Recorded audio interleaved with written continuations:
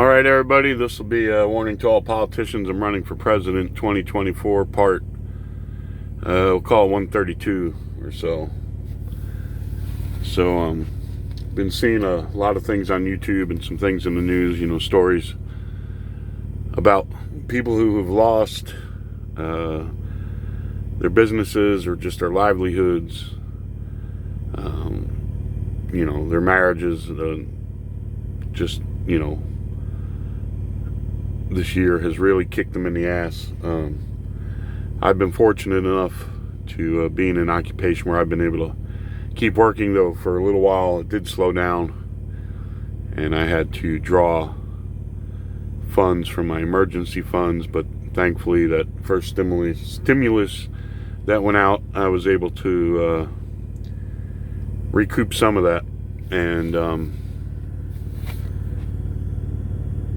a lot of other people in a lot worse shape, and with the holidays coming up, being out of work and everything and not having any money, I've been there in my life. I tried to convey to my son that, when I was his age and living in Jersey, there just wasn't no work, and how worthless I felt of not being able to take care of myself, and what a burden I felt I was to members of my family and stuff. And that, from the hang in there,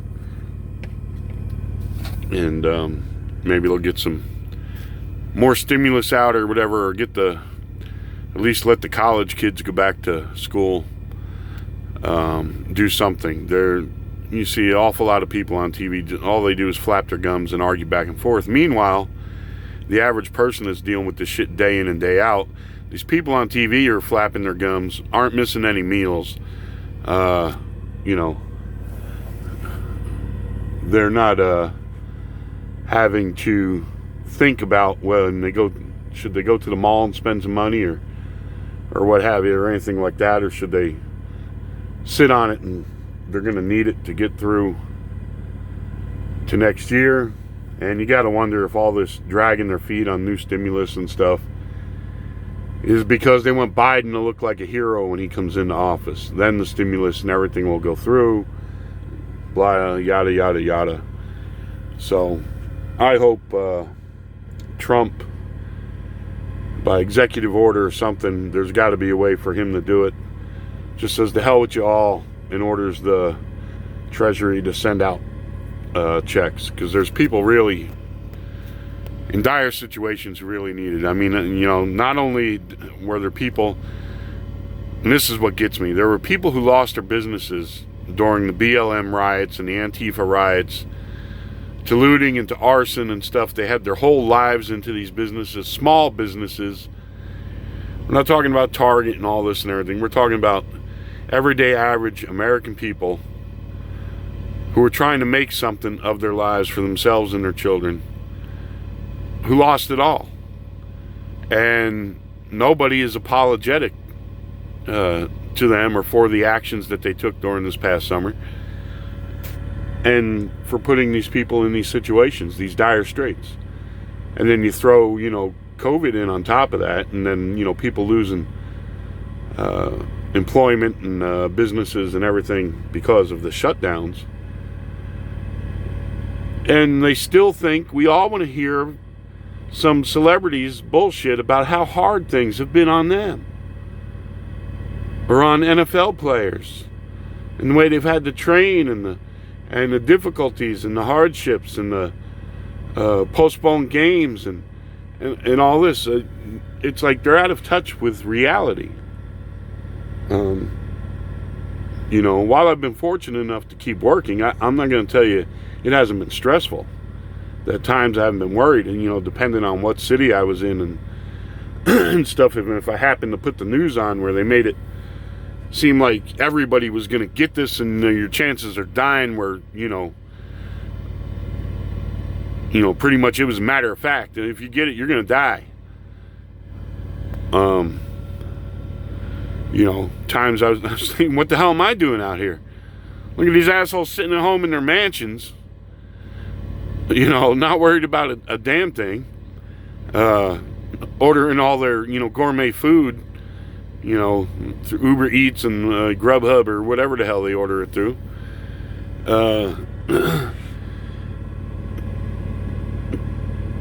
So I've avoided the news a lot. If I even see them start talking about anything COVID, I just turn it off, because a lot of it's hooey, and don't need to worry. Don't need the worry and the stress out here. And now with winter coming, I can't say every winter, but pretty most every winter I'll get sick here or there a couple times. And so, and I just had some breakdowns and stuff. So hopefully,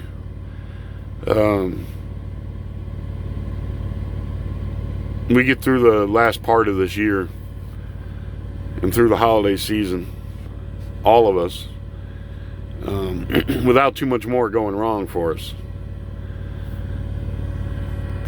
Now, I've never been, except for when I was a kid maybe, and even then I wasn't, because my birthday is right before Christmas, so I always had a choice of one or the other. I wasn't going to get a gift for both. And so, the whole holiday thing was never real big for me anyway, so that doesn't bother me too much. It don't get me down like it does some people. It's the holidays, and they're separated from family or this or that or anything. I mean, to me, it's just another day. Don't like being separated from family, but it's something you learn to deal with in this business, especially. But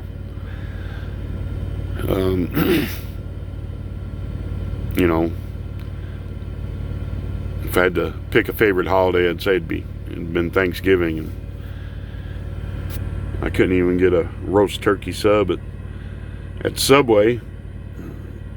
They closed all the restaurants and stuff up again, because there were some truck stops who, if they'd been open, would have gave us a Thanksgiving meal.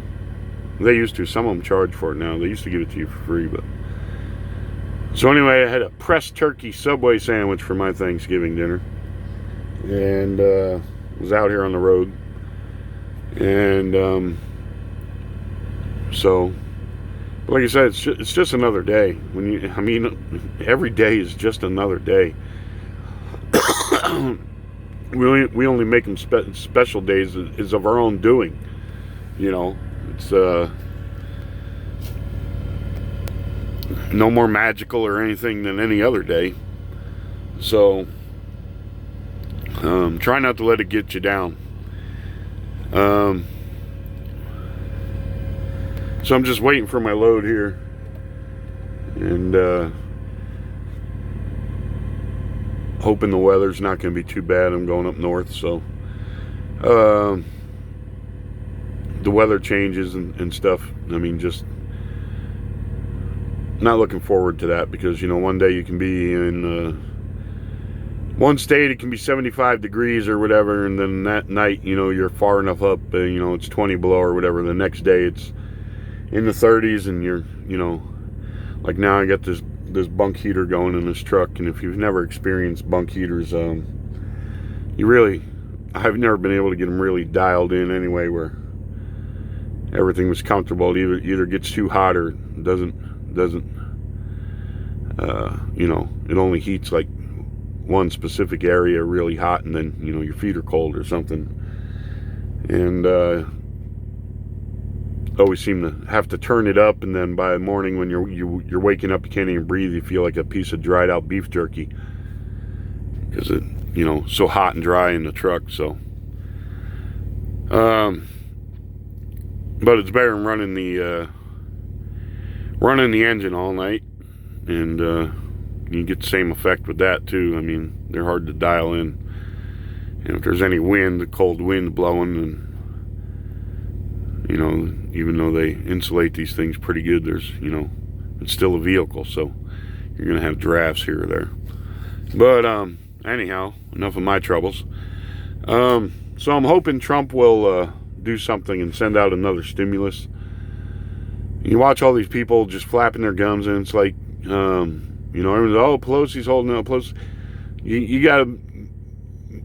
You can't tell me that there's nothing they can do without her. There's got to be a way for them to do it and just say, to hell with you. This is a dire situation, and we're going to put this money out whether you like it or not. What's she going to do? If the Senate and even a bunch of Democrats agree to it, and Trump mandates it, what's she going to do? She's going to call the Treasury and tell them not to print the checks?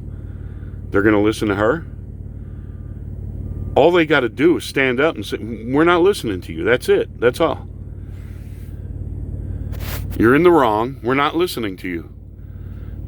There are people out there in dire situations who need help right now. Not when Nancy Pelosi decides, and not so they can make Joe Biden look like some kind of hero that gets it done when he gets in office. That he'll get what Trump couldn't get done. And now you see the tape of, which they're not showing on the major news, of the shenanigans going on at one of the election sites, the ballot places. And still there were people, after eyewitnesses, sworn affidavits were read, and these people spoke, and after they were the video was shown, there were still Democrats who were just like, oh, this is nothing, blah, blah, blah, you have no evidence, you have no... And it's like, wait a minute. I'm sorry, they didn't follow the rules. They were supposed to follow the rules, and why? It needs to be investigated, but they're all like, no, there's nothing going on here. It's kind of like when that reporter stood in front of the burning buildings and said, yeah, it's been a mostly peaceful protest. You're not supposed to believe what you see with your own eyes anymore. Nope. Just listen to the lying politicians and talking heads on TV. So, anyhow, they're supposed to get that vaccine rolling out. I don't know what good it's going to do. I mean, you think how many people are in the world, how long it would take to vaccinate, was it 8 billion people? You look at some countries where they didn't do shutdowns and stuff, and their population was just allowed to get it and build immunity. Now I say there's another strain, oh, that doesn't work because it changes, and et cetera, et cetera. There's a microbiologist, and I think he has some other fancy title to his name, but his name is Bhakti, I believe. And he answered that question. He said, they tell you, oh, it mutates and this and that. And he says, that's with any, like the flu, anything like that. He said, that's why, flu vaccines work for some people and they don't work for others, because it's hard to match the vaccine to the type of virus the person's going to get. You don't know what type of virus they're going to get. You just do the most common one. You put the vaccine out there for the most common type of virus. But it can mutate, or it could be another strain or something, and they get that, and so the vaccine doesn't do them any good. However, he said that when these things mutate, they become weaker. They don't become stronger. They become weaker. So he says that's really not a major concern as they're making it out to be. That herd immunity, people getting it, getting through it, getting over it and stuff and everything,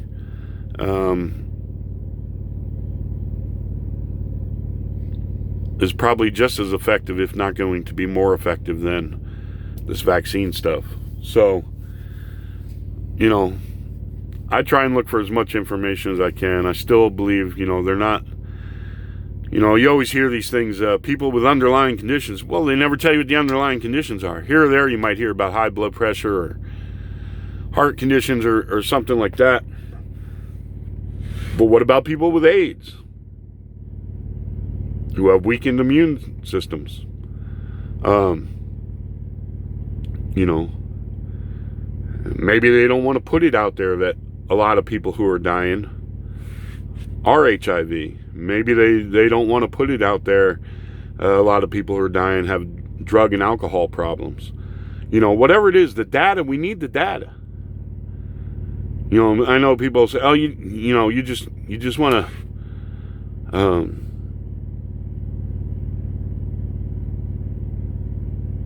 you know, point to this group or that group or whatever and tell people, you know, it's not important because only they're dying or whatever. No.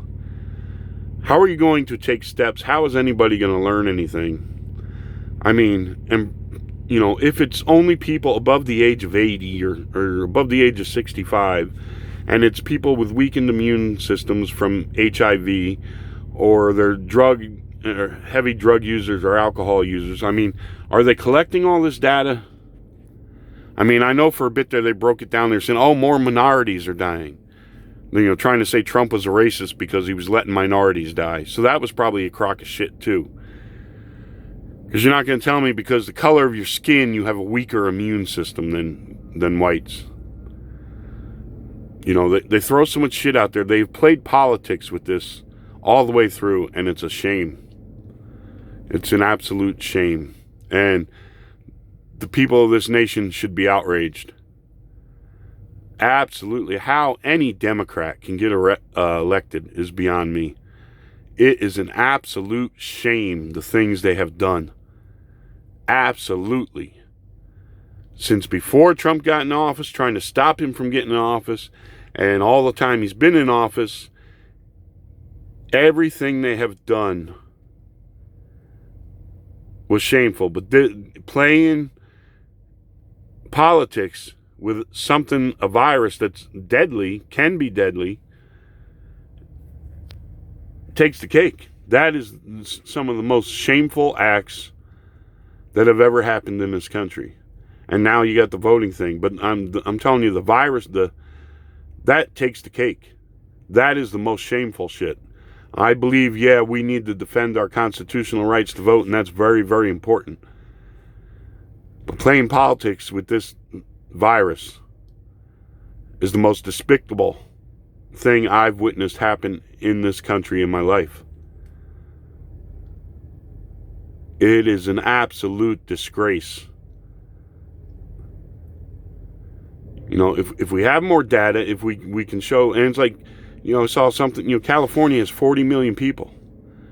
Only 2 under the age of 18 have died from COVID. And that's why Fauci's flipping on whether the schools should be closed now. See, they're going to try and get things where they can just get it all back to normal if Biden takes office. So everyone can feel better. Oh, new president and the virus. Everything's going to magically, the news, instead of be doom and gloom on all the news, they're going to be all cheery and bright and, you know, the president today, you know, just, you watch. Mark my words. It's going to be like 2020 never happened. Or if they do mention 2020, they'll say, you know, thank God Trump is gone. Look how bad 2020 was. You know, it's just, it is absolutely amazing how many people fall for this shit and how despicable their actions are and have been with this virus and not giving out full data, truthful data, not explaining that, you know, the way the tests are done is why they're getting so many false positives, and that their whole cockamamie way of handling it, if you get oh, you were near somebody who had it, and they didn't have any symptoms, but they just told you you got to go home, you got to quarantine. But I'm not sick. I can't afford 2 weeks off of work. I got kids to take care of. No, you have to go home. If you don't go home, you're going to infect other people and you're going to cause people to die. When the evidence shows that's not true. The evidence shows that is not true.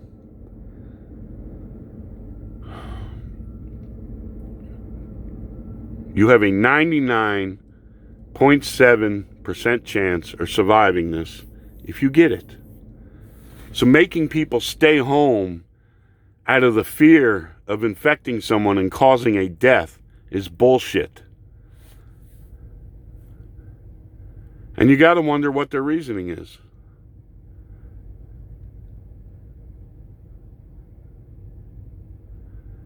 It's to make everybody so miserable, to pile on all the crap and keep blaming Trump so that people turn to the other political party. I don't know. Is that their reasoning? You have to wonder about the logic behind it, because there isn't any logic behind it. 99.7% of the people who get this virus survive it. So, your neighbor has it and was talking to you out in the driveway. Oh, you gotta shut down your business. You gotta, stay home for 2 weeks. You can't go out of your house. You can't do nothing. When the medical evidence suggests that sunlight and fresh air will do you a lot more good than being cooped up in your home. Continuing with your normal life will do you a lot more good. So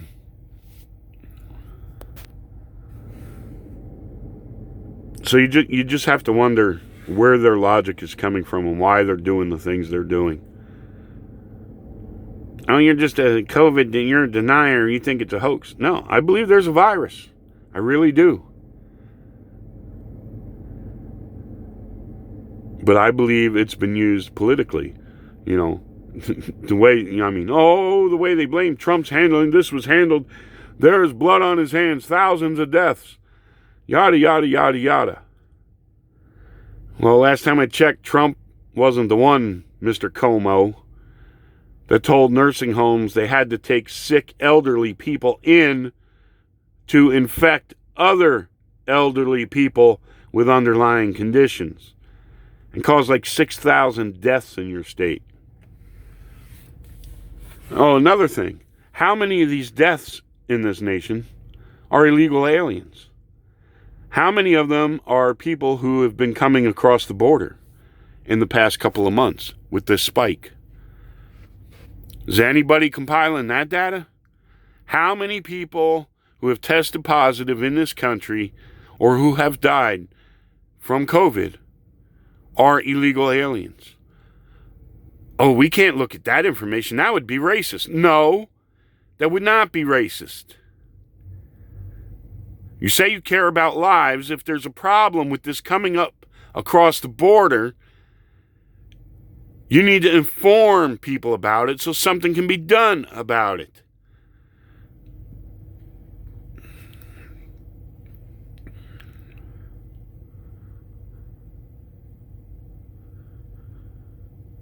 I mean, what are you people going to be like if the Chinese were to attack this country or North Korea or something?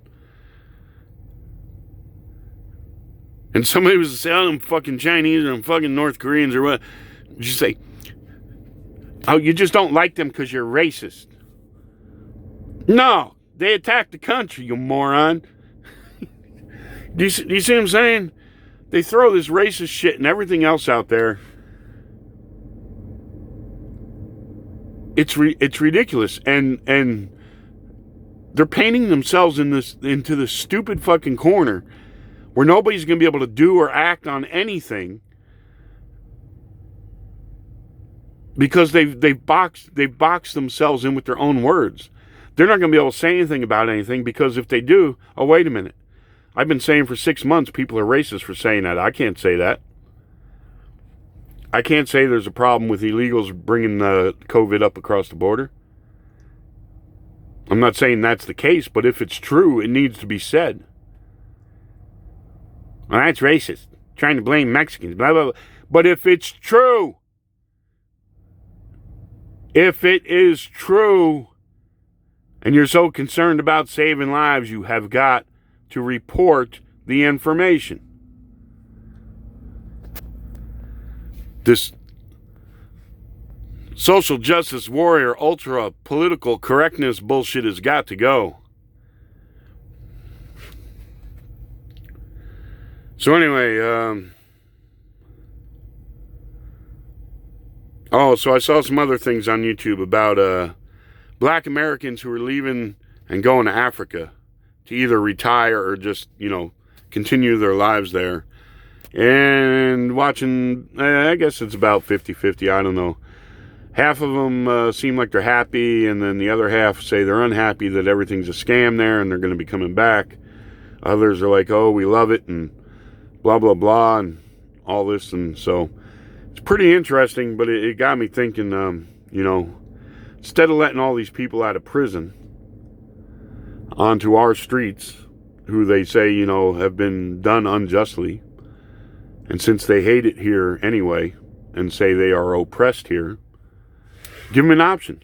Instead of just letting them out of prison for marijuana and everything, hey, here's your choices.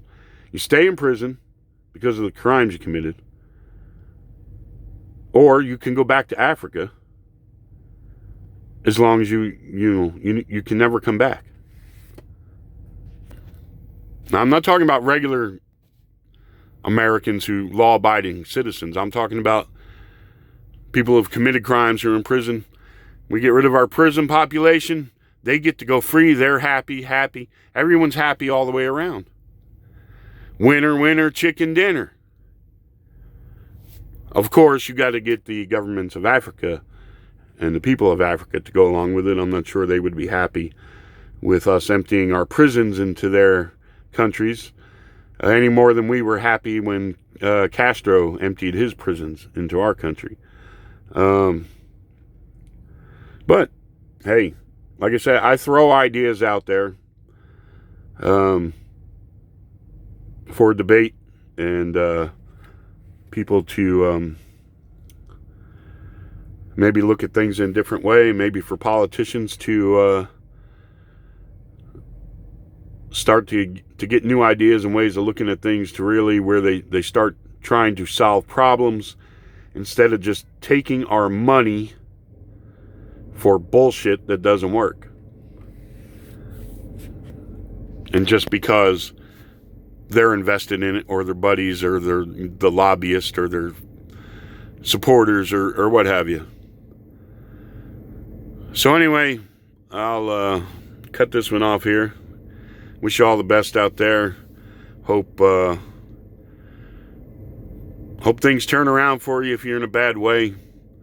I know it's frustrating. I mean, I can't really turn the TV on for too long because inevitably they'll put some asshole on there who's well-to-do, who this hasn't affected at all, and they'll cry about some imagined hardship they have of, they changed training camp all around. Oh, I can't take my French poodles to the dog show or go get them groomed. It's just been hell in this house, I'm telling you.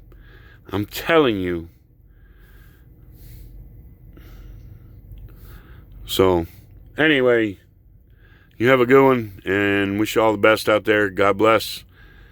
We'll see you on the next one. Adios.